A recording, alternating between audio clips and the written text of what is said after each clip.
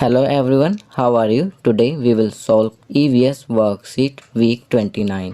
आज हम EVS की वर्कशीट सॉल्व करेंगे। तो चलिए वर्कशीट सॉल्व करते हैं। एक्टिविटी 1, आपकी वर्कशीट में एक एक्टिविटी दी गई है। गतिविधि 1, पार्ट्स ऑफ प्लांट्स। यहाँ एक पौधा बनाकर उसके पार्ट्स दिए गए हैं।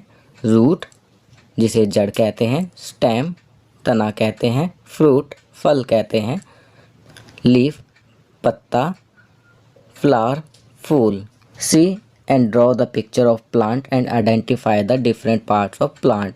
इस चित्र को देखकर आपको अपनी नोटबुक में प्लांट की ड्राइंग करनी है और उसके पार्ट्स लिखने हैं।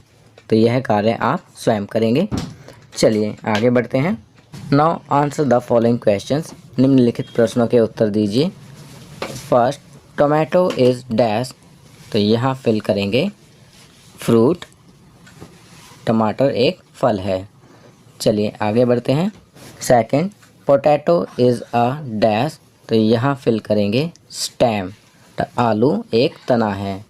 Third, onion is a dash. तो यहाँ फिल करेंगे रूट। प्याज एक जड़ है। Fourth, rice is dash. तो यहाँ फिल करेंगे सीड। चावल एक बीज है। चलिए आगे बढ़ते हैं। Fifth, dash is the underground part of plant. पौधे के भूमिगत भाग को डैश कहते हैं। तो यहाँ फिल करेंगे रूट, जड़। Root is the underground part of plant. चलिए एक्टिविटी 2 करते हैं। Activity 2, living and non living things. सजीव एवं निर्जीव वस्तुएं। आपकी वर्कशीट में कुछ पिक्चर दी गई हैं। इनमें living and non living things को आपको छांट कर नीचे दी गई टेबल में लिखना है। बच्चों, लिविंग थिंग्स होती हैं जो ब्रीथ करती हैं, ग्रोथ करती हैं, और नॉन लिविंग थिंग्स में ना ब्रीदिंग होती है और ना ही ग्रोथ होती है। Pen non living, plants living, table non living, spoon non living, chair non living, dog living. चलिए आगे बढ़ते हैं। अब इस चित्र में देखते हैं। Telephone non living, bee living, monkey living, deer living, cup non living, fish living. चलिए अब नीचे दी गई टेबल में इन्हें फिल करते हैं। यहाँ लिखा है see the picture and classify as living and non living things. चित्र देखिए और इन्हें सजीव एवं निर्जीव के रूप में वर्गीकृत कीजिए। फर्स्ट हम लिविंग लिखेंगे।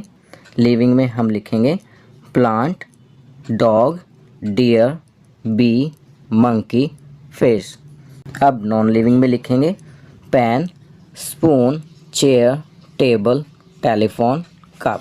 चलिए आगे बढ़ते हैं। Life skill week 29, basic of sign language. जीवन कौशल सप्ताह 29, संकेत भाषा के आधार। We have seen many people who are deaf and dumb in our surrounding, but they are still able to communicate with each other through a technique known as sign language. We all should also be aware of the basic of it to have empathy for their ways of communication and respect their differently abled individuality. हमने कई लोगों को देखा है जो हमारे आसपास गूंगे और बहरे हैं, लेकिन फिर भी वे संकेत भाषा नामक एक तकनीक के माध्यम से एक दूसरे से संवाद करने में सक्षम हैं। हमको सभी के संचार के अपने तरीकों के लिए सहानुभूति रखने और सम्मान करने के लिए इसके विषय में पता होना चाहिए। चलिए आगे बढ़ते हैं।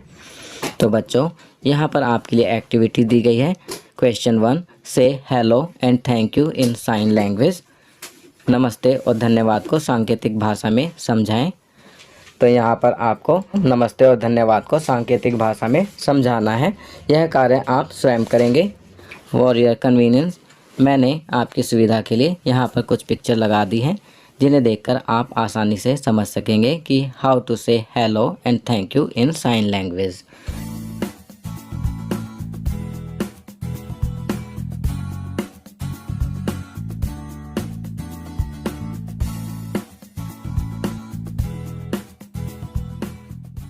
तो बच्चों, ये वर्कशीट यहाँ कंप्लीट होती है। अगर ये वीडियो आपको अच्छी लगी तो इसे लाइक एंड शेयर ज़रूर करें। अन्य विषयों पर बने हमारे लेटेस्ट वीडियोस को देखने के लिए चैनल को सब्सक्राइब करना ना भूलें और देखते रहिए हमारा channel knowledge kingdom. Thank you.